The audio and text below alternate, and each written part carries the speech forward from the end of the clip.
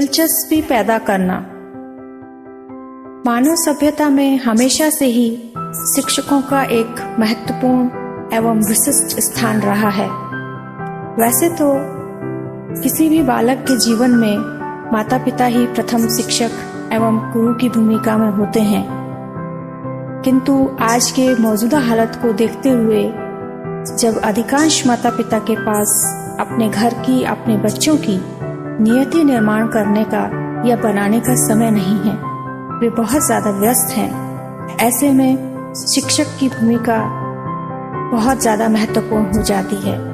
शिक्षा वो नहीं है जिसमें हम बच्चों में सिर्फ जानकारी भरते हैं, बल्कि ऐसे शिक्षण की बात हो रही है जो बच्चों को ऐसा बनने में मदद करे जिस पर वे गर्व महसूस कर सके। हम बच्चों को क्या सिखाने की कोशिश कर रहे हैं? सिर्फ जानकारी देने के बजाय कुछ और अधिक देने की जरूरत है, और वह क्या है? दिलचस्पी। मुझे लगता है कि ये बच्चों में ज्यादा सीखने के लिए एवं योग्य बनने के लिए अधीरता और उत्साह पैदा करना है, उनमें दिलचस्पी पैदा करना है। एक बार जब हम उनके दिलों में दिलचस्पी पैदा कर देते हैं, तब जो भी सिखाया जाता है वह उसे स्पंज की तरह ग्रहण करेंगे। दिलचस्पी कैसे पैदा करें? उस दिलचस्पी को खुद में प्रदर्शित करके। अपने बचपन के दिन याद करें जब हमें अलग अलग शिक्षकों द्वारा सिखाया गया था।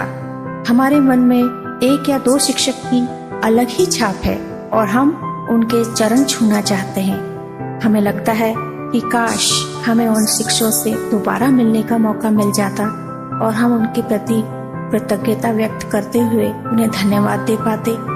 कई बार हम ऐसे व्यक्तियों के लिए प्रार्थना करते हैं, ईश्वर उन पर कृपा करे, मैं आज जो कुछ भी हूँ उन्हीं की वजह से हूँ।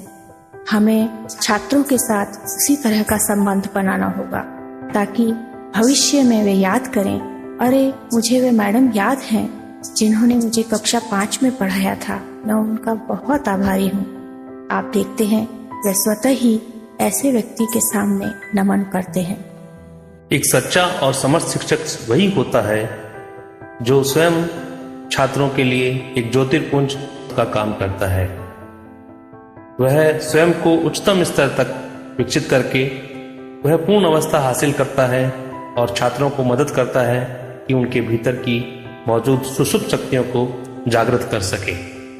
ऐसी कहावतें हैं कि किसी इंसान को रोज मछली खरीद कर देने से अच्छा है कि हम उसे मछली पकड़ना सिखा दें।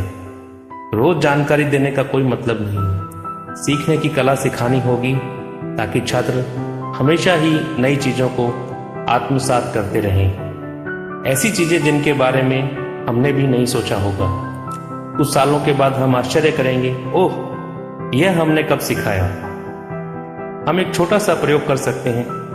हम हमेशा बच्चों से कहते हैं कि कक्षा में पाठ्य पुस्तक से 1 या 2 अध्याय आगे चलना चाहिए। जब वे पहले से ही विषय वस्तु से परिचित होंगे, तो जब हम उन्हें सिखा रहे होंगे तो उनका ध्यान पहले से ही केंद्रित होगा। तब वे पूरी तरह से जानते होंगे कि क्या सिखाया जा रहा है। वे उन चीजों की ओर अधिक ध्यान देंगे और पाएंगे कि पहले से ही वो उसके लिए तत्पर हैं।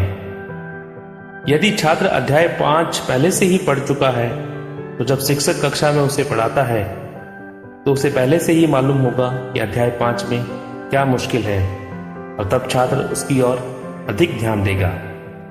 अतः मैं चाहूंगा कि हम बच्चों को बताएं, फला फला अध्याय की ओर ध्यान दें, हम कल आपको यह अध्याय पढ़ाने वाले हैं, तैयार होकर आना।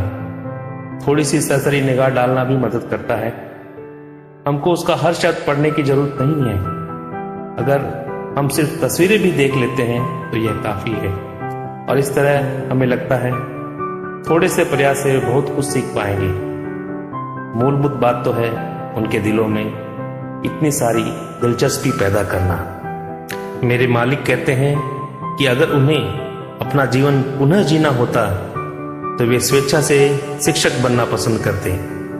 शिक्षक के ऊपर निश्चित रूप से जिम्मेदारी है भविष्य निर्माण की, छात्रों की नीति निर्माण की। बहुत बहुत धन्यवाद।